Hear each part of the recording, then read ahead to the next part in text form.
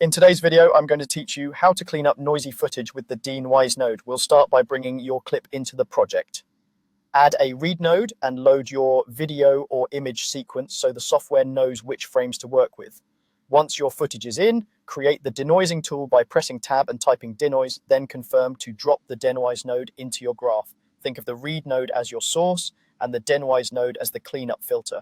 Next, connect your footage to the denoise node by dragging the output from the read node into the input on the denoise.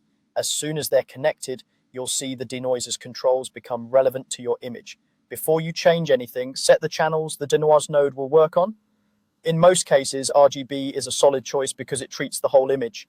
If you're trying to preserve as much color detail as possible, you can target luminance only. That approach focuses on the brightness information, which often carries most of the visible noise, while keeping chroma detail a bit crisper.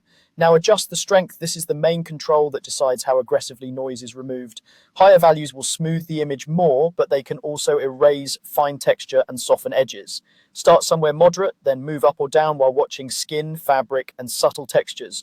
Those are good indicators of whether you're keeping useful detail. If your footage has flicker or dancing grain across time, enable temporal denoising. This tells the node to look at neighboring frames to find consistent information, averaging out random noise while preserving motion. It's especially helpful on low light shots.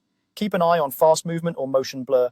Temporal methods are powerful, but if pushed too far, they may smudge fast action. With the broad strokes in place, fine-tune the look using patch size and search radius. Patch size defines how big each comparison area is. Larger patches can produce cleaner results but may blur small details.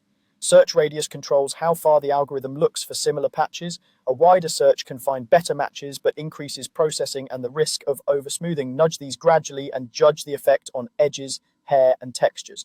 Finally, preview your result in the viewer. Toggle the denoise node on and off by pressing D to compare before and after.